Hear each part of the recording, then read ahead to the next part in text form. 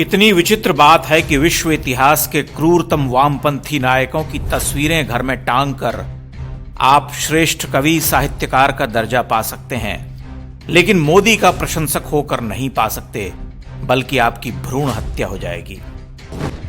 साहित्य और बौद्धिक विमर्श के सभी केंद्रों पर आधिपत्य जमाकर बैठने वाले इन आत्मनिर्वासित और देशद्रोही हिंदुओं ने दशकों तक दादागिरी की।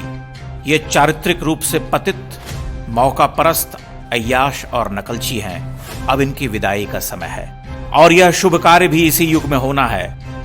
बड़ी बात यह कि ये स्वयं तिथि बाह्य होंगे।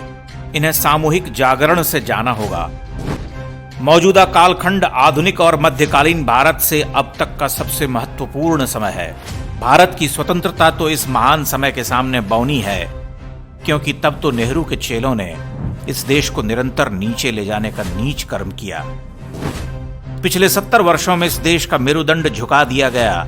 उस सत्ता हस्तांतरण ने देश को हताश किया।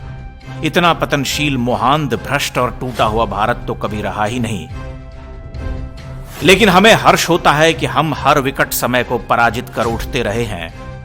हिंदू सबसे प्राणवंत जाति है। उसका एक बड़ा वर्ग भटक सकता है, मोह से गिर सकता है, मगर अफ्रीकियों की तरह अपनी स्मृति से उखड़ नहीं सकता। उसे लड़ना और उठना आता है। वह निरंतर व्याकुल प्रश्न धर्मा संस्कृति है। उसमें नायकों का जन्म अपरिहार्य है। इतिहास के दुर्धर्षतम युग में भी वह उठ खड़ा हुआ है। आज एक बार फिर से उठ रहा है। आज जो लोग हम जैसे लोगों पर हंसते हैं, उन्हें आने वाले वर्षों में मुंह छिपाने को जगह नहीं मिलेगी। यह विरोध, पुरस्कार वापसी, जेएनयू ब्रांड का हंगामा सब कुछ अंतिम हथियार हैं। वे प्राणपण से लगे हैं, किसी तरह से इस सत्ता को उखाड़ फेंकना चाहते हैं। परंतु अब जिस धूमकेतु से उनकी भिड़ंत है वह असाधारण है। उसे ध्यान से देखने की कोशिश करो। उसके उदय में जो संकेत है उसे तुम झुठला नहीं सकते। वही भारत का भ्रम हरने वाला है।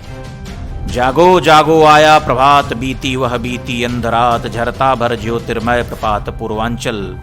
बांधो बांधो किरणें चेतन, तेजस्वी है तम अजीत जीवन, आती भारत की ज्योतिर्धन महिमा बल।